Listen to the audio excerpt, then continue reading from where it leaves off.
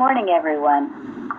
Today is Sunday, June 14th, 2015. We welcome you to our Roundtable. The subject today is God, the Preserver of Man. We will start out with our lesson and then move over to miscellaneous writing later. The golden text. And we know that all things work together for good to them that love God, to them who are called according to his purpose. Romans 8:28. So that's a well-beloved Bible verse. I'd like to know from some of you, what does that mean to you?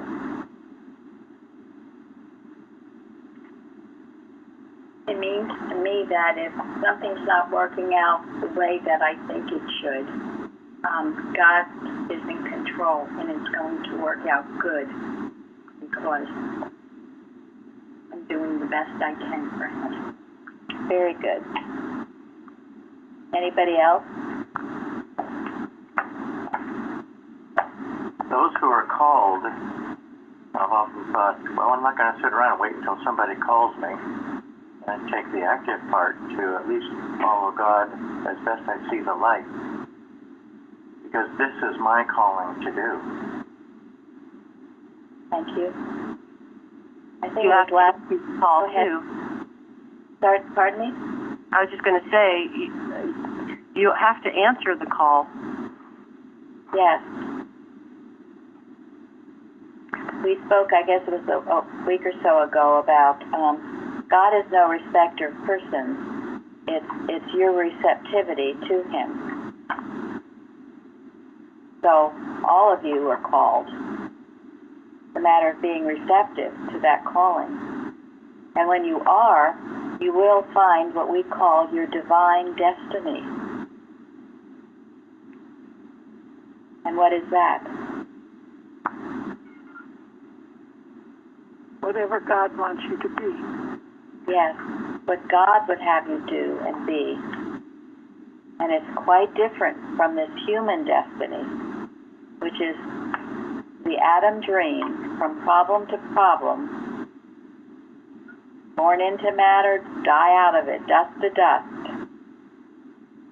So, open your thoughts, and I know you all are and do, to God's divine destiny for you. And when you do that, and when you turn to God, it doesn't matter what the problem is, how awful it is, how long it's gone on, God will turn it to gold with his promises. And these statements in the Bible, these are not just mere words, these are God's words to you.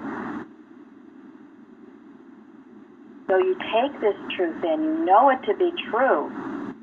Get rid of all the negativity and all the, I can't do it, or gone on too long, or it's too bad for anything to heal it.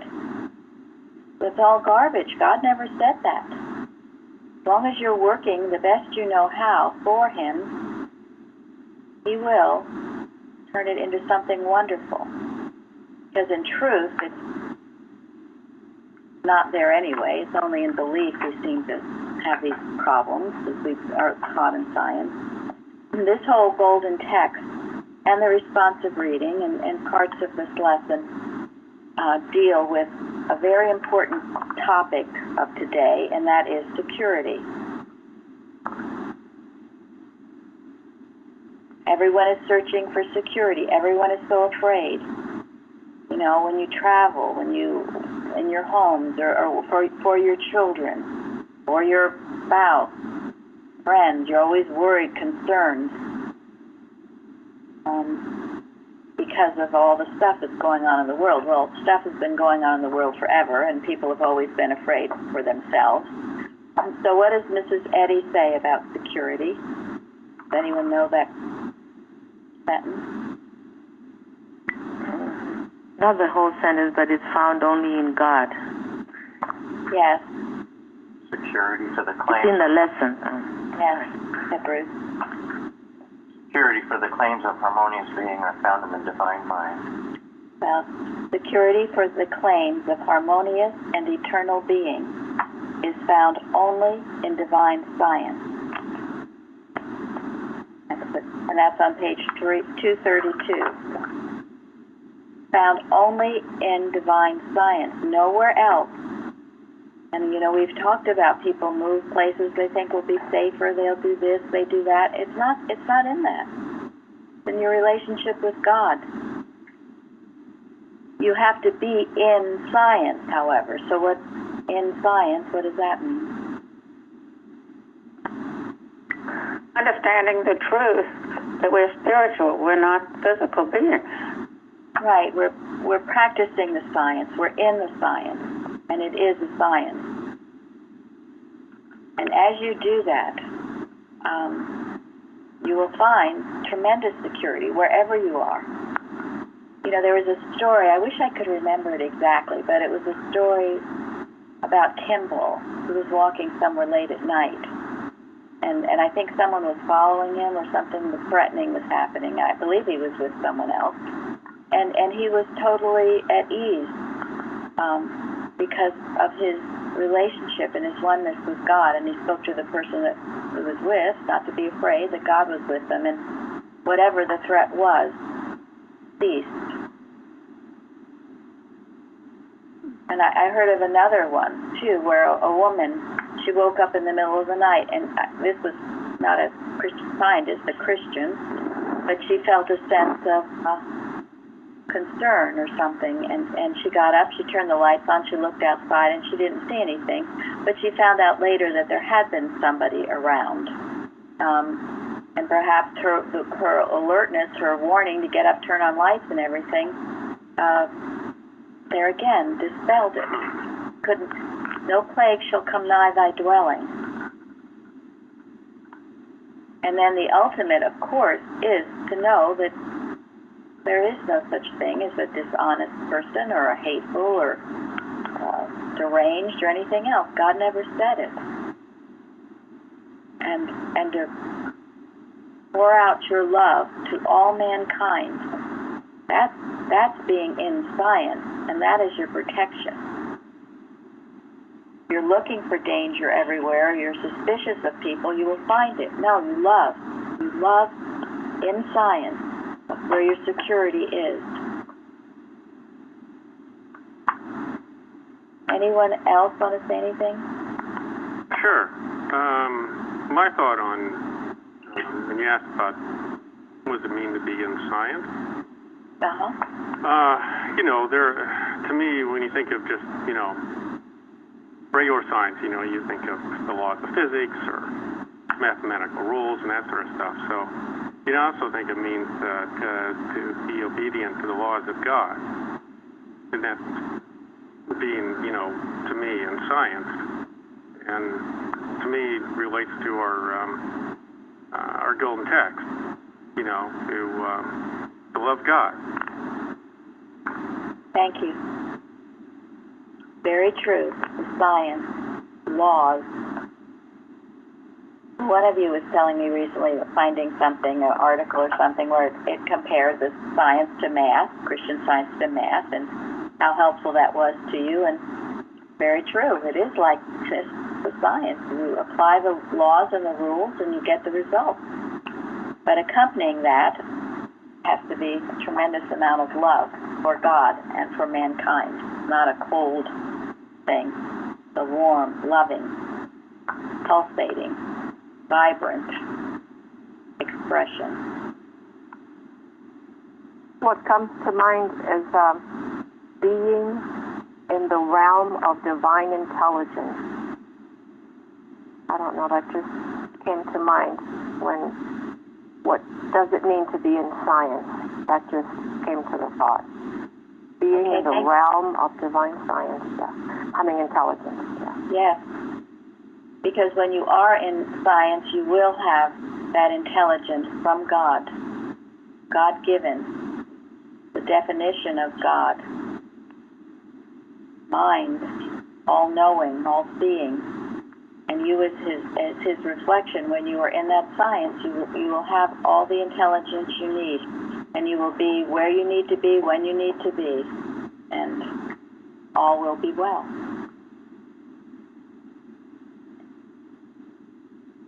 In the responsive reading, it talks about seeking God, committing your cause to God, committing your life, committing everything you do to the Father. And then it goes on, and I love this, and this is a good treatment when you hear things in the news, that he disappointeth the devices of the crafty so that their hands cannot perform their enterprise. He shall deliver thee in 6 troubles, yea, in 7 there shall no evil touch thee. If you're worried people are talking about you or saying unkind things, it says, thou shalt be hid from the scourge of the tongue, neither shalt thou be afraid of destruction when it cometh. And destruction, famine, thou shalt laugh, shalt not be afraid of the beasts of the earth, for thou shalt be in league with the stones of the field, and the beast of the field shall be at peace with thee. And thou shalt know that thy tabernacle shall be in peace.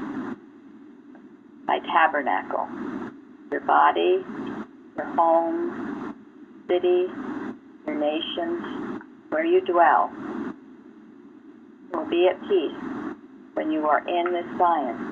And you'll be unassailable. Now, I had mentioned to you a while ago, I've been reading this book, The Spiritual Journey of George Washington. And I think it very much applies to God, the preserver of man. In this book, it describes how much George Washington depended on God for everything. And he was a mighty leader. As I've said, I sometimes think if we were to continue the Bible, if it had been continued, there would be a great many people to write about. Certainly Mary Baker Eddy, but also George Washington and many others, Abraham Lincoln. We've had many great leaders throughout our history. But it speaks in the book how he had a prayer book, and he had a prayer for every day that he would study and meditate on. And it talks about, he started out in the French and Indian War, and in one of the battles, and he had been very, very ill with dysentery, and when he rode out to battle, because he couldn't stand just being idle, so he was riding out to battle. He said he had to sit on pillows because his poor bottom was so sore. Anyway, he was sitting on pillows, and he was already over 6 feet tall, so he was this very imposing presence. And it said a very brutal battle quickly escalated into fierce combat. George somehow managed to stay in his saddle despite his pain and weakness, thanks in no small part to the pillows upon he sat. His tall 6 feet 4 inch figure was an easy mark for the hidden rifleman. When his horse was shot out from under him, Washington found another, remounted, pillows and all, and made his way to the front. A second time his horse was shot from under him, and he again found another to mount. An unseen rifleman fired at his face and pierced his hat. 2 more bullets scorched through his hat, but Washington rode on, seated high on his pillows and focusing on its job. Then hot lead pierced his uniform, but he remained untouched. Eyewitnesses were both stunned and frightened.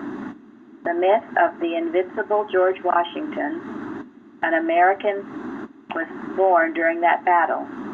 In Washington's words, quote, by the all-powerful dispensations of Providence, I have been protected beyond all human probability or expectation. For I had 4 bullets through my coat, and 2 horses shot under me, yet escaped unhurt, although death was leveling my companions on every side of me. I never read that in school. And that's just one of the instances. Okay, that's just one. There were many. Only the hand of God could have done that. He was one who was called according to his purpose, and he loved God, and he had something very, very mighty and important to do. And God continued through the Revolutionary War, working tremendous wonders against tremendous odds. We have our freedom because of this. And it applies to Christian Science and what we are doing. It does. There's no way. This is God working. And then this, which I think was also equally stirring. Washington frequently traveled by horseback through the vast untamed forests and wildernesses of Virginia, Maryland, and Pennsylvania. 16 years after the great battle of the Monongahela in 1772, Washington and a colleague, Dr. James Craik, were traveling through the Ohio Valley with a group of hunters on a business trip. They were visited by an Indian tribe whose aged chief, a lofty stature and offering a dignified and imposing appearance, showed reverential deference to Colonel Washington. When night fell and shadows of the campfire were bright, the aged chief rose from his meditation to address the group. He bowed to George Washington with immense respect, while his interpreter translated the Indian chief's prophecy. Quote, "I am chief and ruler over my tribes. My influence extends to the waters of the Great Lakes and to the far blue mountains. I have traveled a long and weary path that I might see the young warrior of the great battle. It was on the day when the white man's blood mixed with the streams of our forests that I first beheld this chief. I called to my young men and said, 'Mark yon tall and daring warrior. He is not of the redcoat tribe. He hath an Indian's wisdom, and his warriors fight as we do. Himself alone is exposed. Quick, let your aim be certain, and he dies.' Our rifles were leveled, rifles which, but for him, knew not how to miss. 'Twas all in vain. A power mightier far than we shielded him from harm. He cannot die in battle. I am old, and soon shall be gathered to the great council fire of my fathers in the land of the shades. But ere I go, there is something bids me to speak in the voice of prophecy. Listen, the Great Spirit protects that man and guides his destinies. He will become the chief of nations, and a people yet unborn will hail him as founder of a mighty empire." So, that's the beginning of our country. That is God, the protector of man. That is God working his purpose out to those who are receptive to it. George Washington was receptive. He prayed daily, and God used him, as God used other great prophets, including Abraham, Moses, Joseph, Daniel. He will use you. He will use us if we have this dedication, and there's no doubt that he was. So, this is what God can do and what he is doing. Security for the claims of being are found only. Security for the claims of harmonious and eternal being is found only in divine science. Okay, anyone else on this?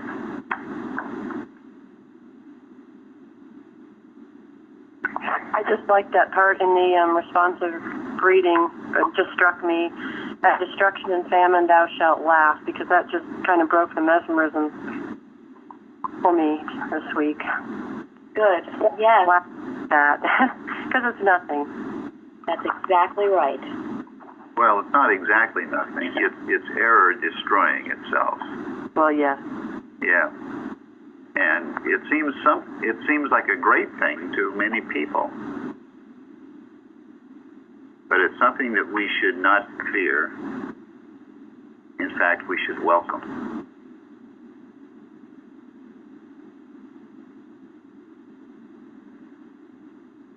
We should welcome error destroying itself and coming to the surface.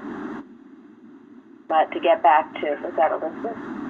Elizabeth's point, is to laugh at error is very important. It does break the mesmerism, Mrs. Eddy has said, to get someone to either get angry, laugh, or to cry. Otherwise, you're held bound by it and believing it to be true. And I find laughter very therapeutic. It doesn't like to be laughed in its face. It will try to laugh at you. That's why you have to laugh back first. Say, no, you don't. You're not getting to me. I don't believe you. That little brown duck shingy fist. And the more you do it, the easier it becomes. That's Next time true. something comes up, you don't have to stay there or go down with it. It's easier to just laugh. Very true. Yes. In fact, Kimball says that's the worst blow to error. You might think, oh, maybe I get a few more truths to really work at this. That rather makes the error real as opposed to the laugh. What are you anyway? And you laugh. Thank you. Yes, what are you anyway? And then you laugh. And sometimes, it is funny. It sometimes has to, you'll hear someone describing, and it's actually a very awful thing, but it's like a comedy of errors. It almost sounds like a movie where just one thing. It's a Shakespearean tragedy or something. but to see it in that perspective is good to laugh at it, and not to be so overwhelmed by it and think it's so awful. Of course, we must be respectful of others' problems and that kind of thing. We don't just go around laughing at everything, but especially, that would be very bad. But especially in your own experience, and I know you've all had experiences with little children where, they might be running and they fall, and then they look up to see what you're going to do about it. Yeah. And if you say, oh, no, are you okay? Are you okay? Usually they burst out crying. But if you kind of say, oh, wow, you're okay, and kind of smile at them, then they pop right back up and they're fine. So laughter is very therapeutic. I'm sure why God gave it to us. And I know Mrs. Eddy had a wonderful sense of humor. We read about it. Good to have that within yourself. It will bless you immeasurably. So, thank you, Elizabeth. Anybody else?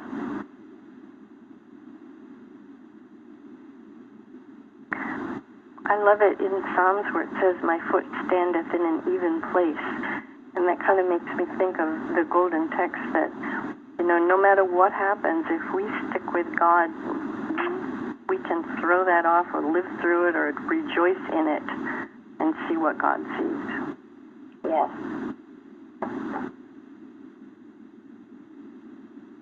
And the first part of the lesson, Proverbs 3, which I know you're all familiar with, the trust in the Lord with all thine heart, and also in Isaiah, and thine eyes shall hear a word behind thee saying, this is the way, walk ye in it.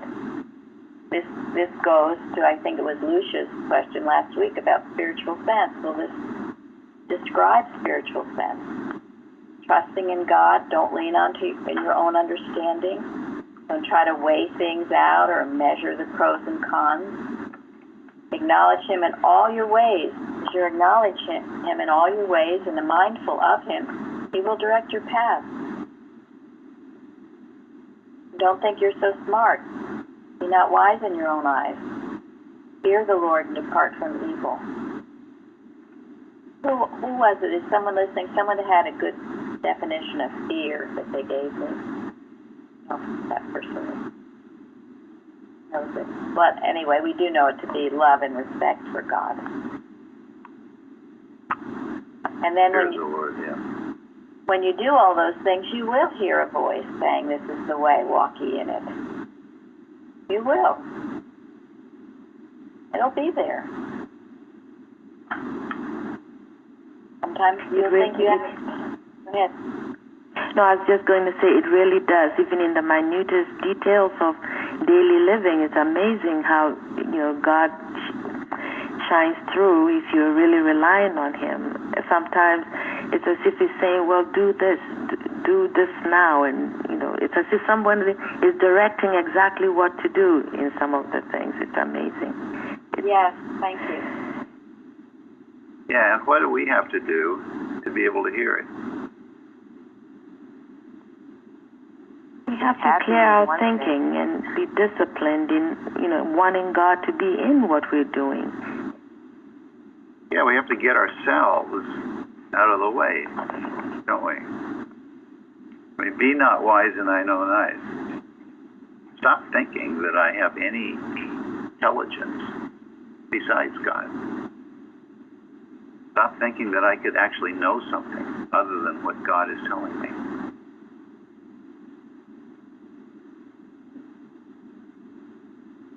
Yeah, it's very sound wisdom to do that, to shut out all the voices and rely only on Him. Recently, I had a decision to make, and I was just having the worst time with it, and I was quite dismayed at myself, because usually I don't have that problem. And I kept getting the thought, well, when you need to know it, when you need to know what you do, you will know. So the day arrived that I needed to know what to do, and I got up very early, and something led me to Google something. Anyway, there was a piece of information I needed to know that I hadn't known, and that was why I couldn't make the decision. And all the experts wouldn't tell her. No one was telling me what I needed to know, and so God did, and He told me when I needed to know it at the time. I turned to something, I found what I needed to know, and I made the decision. I felt such a sense of peace, and I realized now, if I had made the decision because I felt some pressure too, while I was turning around and not feeling peaceful about it, it would have been the wrong decision. So you just wait.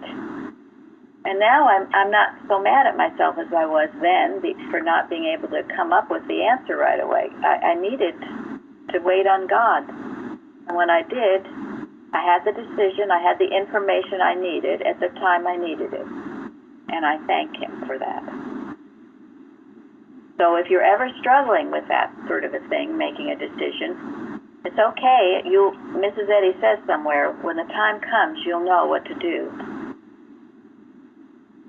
And you will, if you're in science.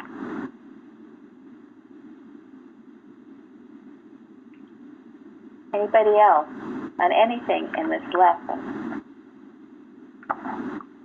A point I wanted to make was so important in the story of Sodom and Gomorrah.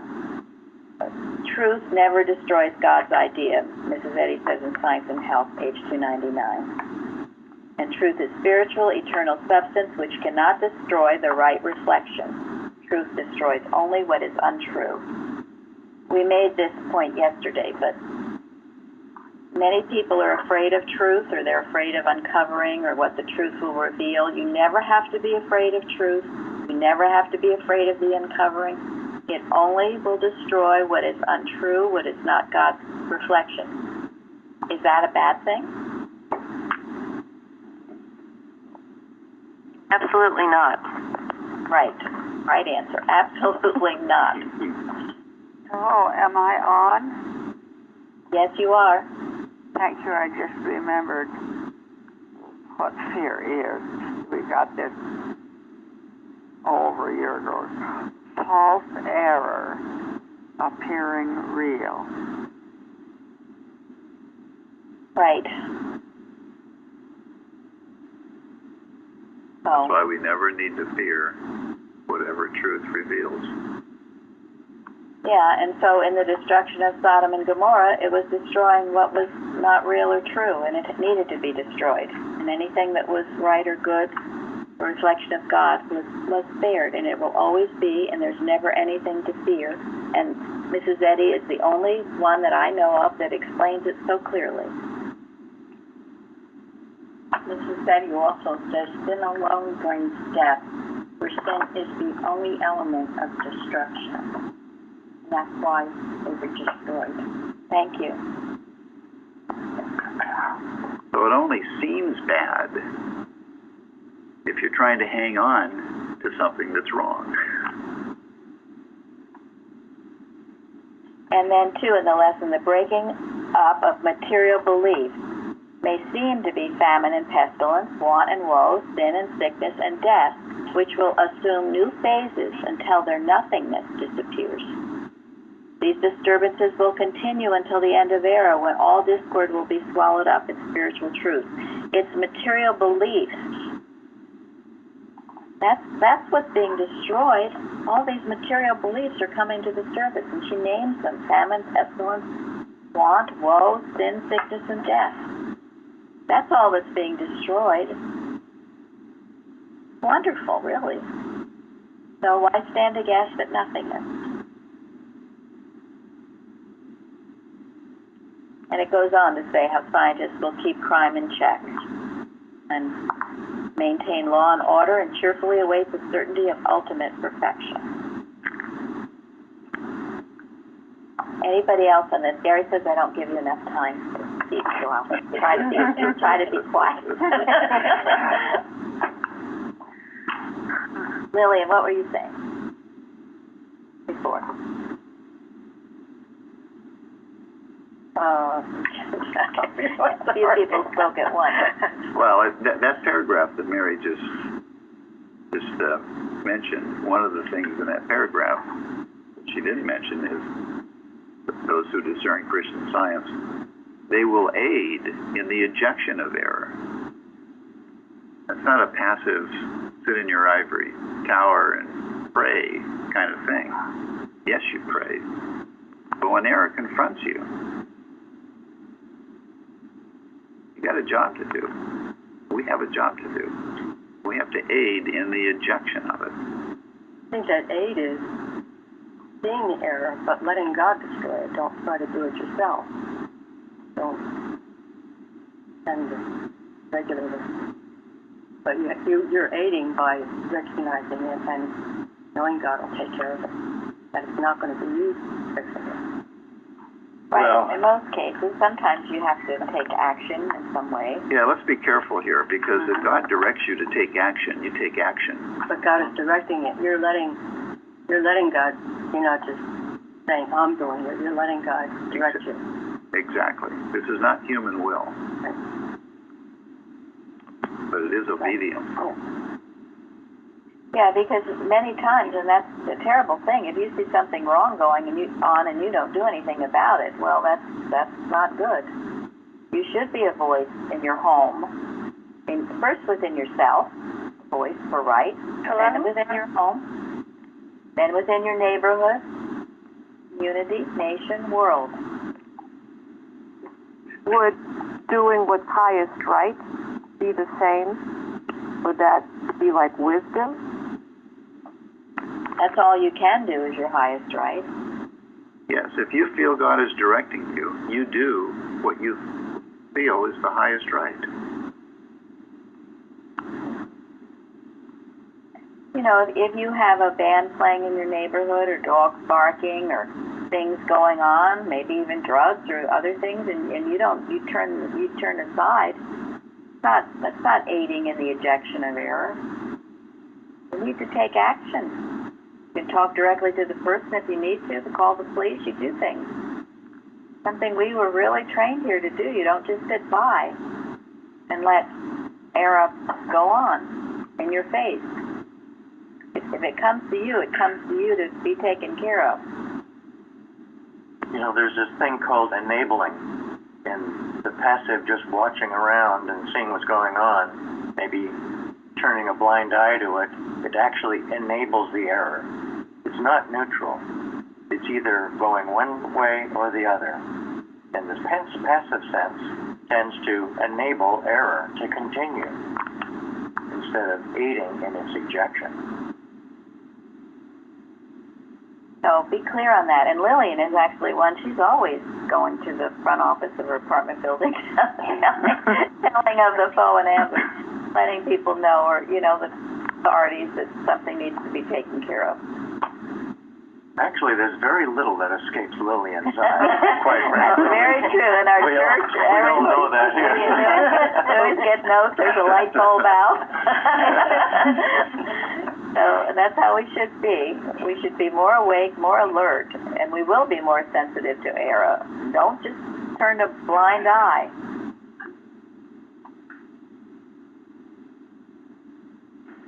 Anybody else on anything in the lesson before we go to? Well, what you were just saying about, not turning a blind eye, what I love about Christian Science so much is that when we demonstrate, it's not a me religion, we are demonstrating for everyone. I mean, we're helping everyone, because everybody has their own responsibility and they need to do their own thing, but it's like a wonderful thing that goes out through the world, through the universe. And it does help and heal, and that is just extremely important to me. Thank you. Yes, it's unself, helping others. Yeah, and you can't really practice Christian Science unless you have that unself love, as Mrs. Eddy states so clearly. And what blesses one blesses all, as you said. There really is no limit to the blessing. Yeah, and I remember reading this article about Giuliani, who was the mayor of New York, and his attitude was zero tolerance for error. He didn't say error, but zero tolerance. And because of that, he cleaned up New York better than probably anybody has in a long time. So in your heart, zero tolerance for error. Zero. Don't tolerate it. You don't have to live with it. No. And it's a coward before the truth. You just haven't exercised the truth. Don't live with things that aren't right. I think you have to be. Welcome to the conferencing center. Please enter your PIN code. Go ahead. You have to be persistent, because sometimes it doesn't stop immediately, but if you persevere, it's going to be annihilated. That's right. Truth persists and error does not. So, okay, shall we go to fallibility of human concepts? We're on page 353. And we will do just that one short paragraph starting at line 21. Who would like to read any? I will. Thank you. The regulator is governed by the principle that makes the machinery work rightly. And because it is thus governed, the folly of tending it is no mere jest. The divine principle carries on his harmony. Thank you. Comment?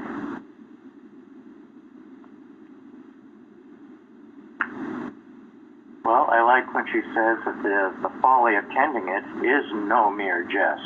In other words, it's not a funny thing. In fact, we've seen so many times when people want to get in the middle of things and make sure it goes right, they end up messing it up even worse. Yeah, that's a case where you don't make light of it. I can remember how many times I've ruined things getting in the middle of it. Don't get in the middle of things. Let God work. Any other comments or experiences? I think it's more when it says that only truth heals. So we have to be very aware of that no matter what, it is the truth that is healing and not us, not anyone. Thank you. Yes. Not a personal capability. It's God. Yeah, this really gets back to be not wise in thine own eyes and trust truth. We're talking about trusting principle to operate what principle only can operate. And we know principle is God. So it's a test. Do we trust God? Or do we get in there and try to fix things up ourselves? And it's ego or lack of trust in God or pride that would do that. All things that need to purge ourselves of. Okay, Dede, you continue with the next paragraph. Okay. Now turn from the metaphor of the meal of the mother's 4,000 children, most of whom, at about 3 years of scientific age, set up housekeeping alone. Certain students begin too much interested in themselves to think of helping others go their way. They do not love, I'm sorry. It was being too much interested. Okay, thank you. Being too much interested in themselves to think of helping others go their way. They do not love mother, but pretend to. They constantly go to her for help, interrupt the home harmony, criticize and disobey her, then return to their vomit, world worship, pleasure-seeking, and sense indulgence, meantime declaring they never disobey mother. It exceeds my conception of human nature. Sin in its very nature is marvelous. Who but a moral idiot, sanguine of success in sin, can steal and lie, and lead the innocent to doom? History needs it, and it has the grandeur of the loyal, self-forgetful, faithful Christian scientists to overbalance this foul stuff. Thank you. You're welcome. Okay, comments on that? You know, it just crossed my mind in reading this by Mrs. Eddy, her sense of humor. It exceeds my conception of human nature. Sin in its very nature is marvelous. Yes. Yes, it's true. And you know, I mean, it's mind-boggling. I thought of that too. Think of all this organized, well, they can't organize, but all that's been done. I mean, I go back to the Nazi Germany.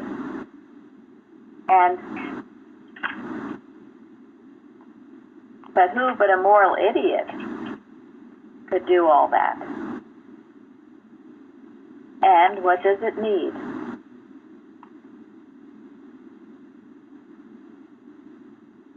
Loyal, self-forgetful, faithful Christian scientists. Yes, to overbalance this foul stuff. This is the work of our watches. This is your daily work.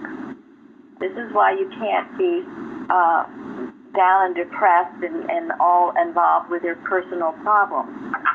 While you do that, the whole world's going to hell. You're only adding to it. And Mrs. Eddy was very clear in her descriptions when she said that some that were too much interested in themselves, they go their way. And they say they're obeying mother, but they are not. You know, no matter how well intended, if you're self-involved, the point is you just don't get it. There's something fundamental to life, existence, to get. But if you're self-involved, you don't get it. Thank you. Thank you. Good.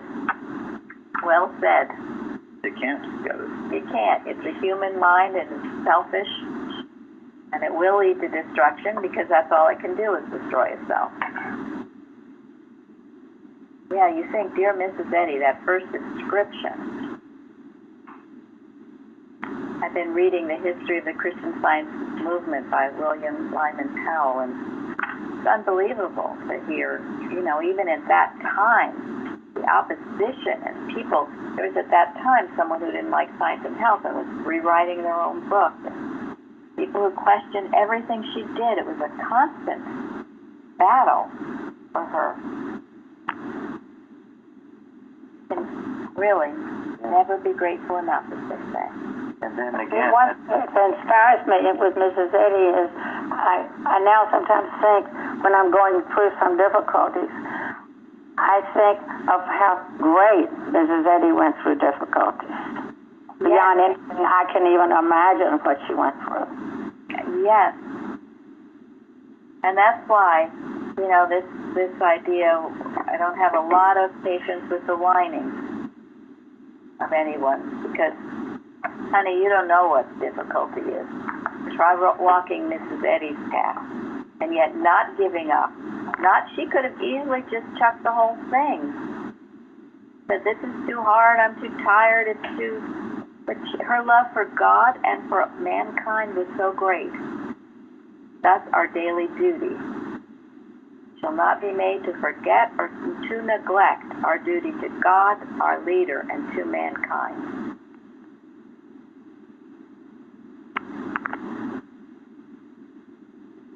Anyone else on that paragraph? I looked up the word sanguine because I thought that I didn't know what it meant a while back, and I thought it was really interesting because it's like buoyant and positive, confident, cheerful. So it's quite an interesting attitude to be to have, and then it would probably be that very charming person that's not safe.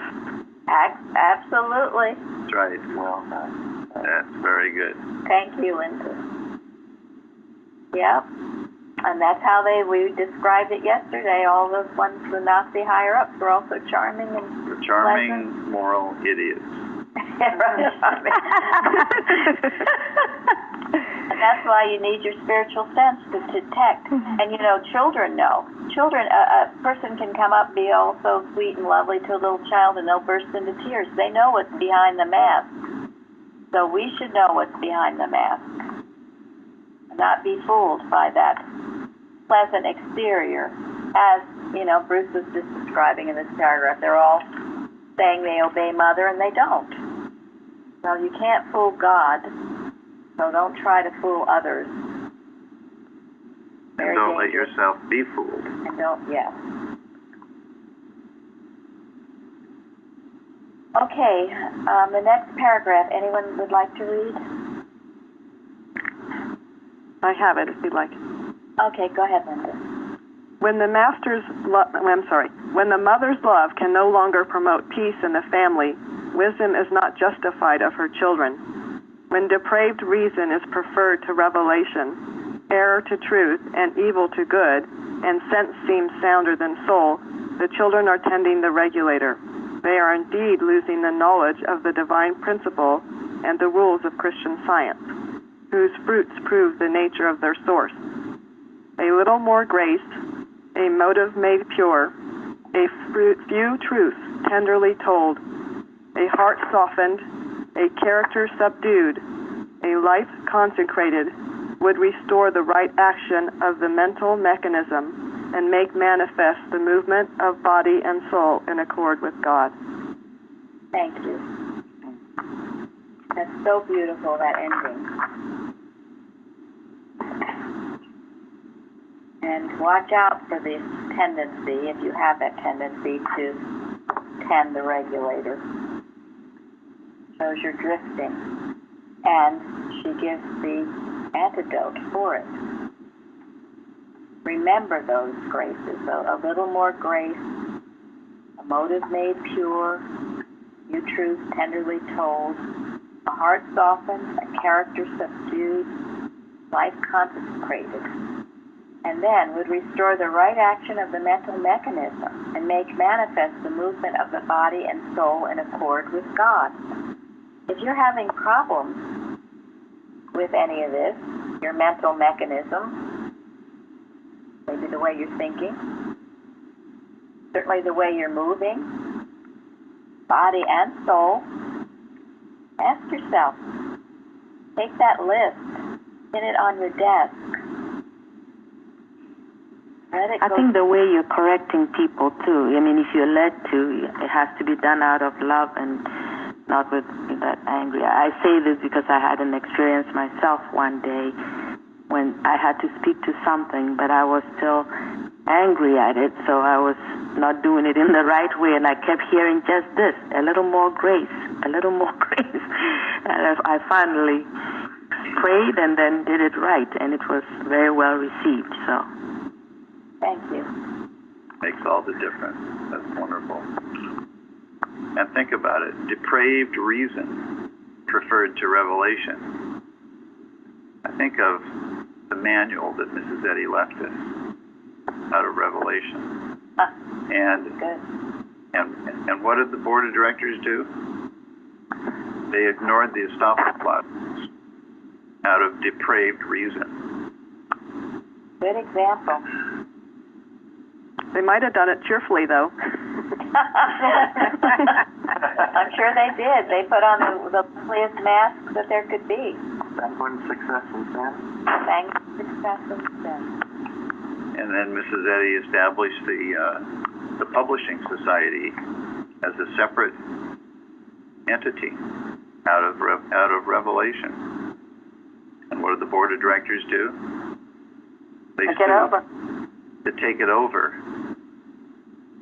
And they actually, they totally split the Christian Science movement. There were those who saw it as depraved reason, As is sin, this and then there were those who just went along with it, who accepted the depraved reason. Thank you. Those are wonderful examples and important. It seemed like the majority went along with it. The what? It seemed as if the majority went along with it. Except I'm not sure if it was a majority. It might have been 50-50, but the 50% that didn't go along with it were kicked out of the organization, and only those who went along with it were left. That's why it seemed like a majority. And my understanding now is I've heard that there are more independents than there are in the movement. But that's a great example. So, and we'll think about that paragraph some more, and those depraved reasons, spurred to revelation, error to truth, evil to good, and think about those, and we'll talk about it more next week when we have time. I'm going to end just briefly. I know I've given this to a lot of people, but it helps with tending the regulator, and it's in Collected Writings by Bignell Young on page 2. And it talks about a divine idea, but that divine idea can be anything. Our church, your home, you, your child, whatever, your business. So Bignell Young says, a divine idea carries within itself the power to accomplish the divine purpose, and the responsibility of its unfoldment belongs to divine principle, who cares for each detail of its progressive being.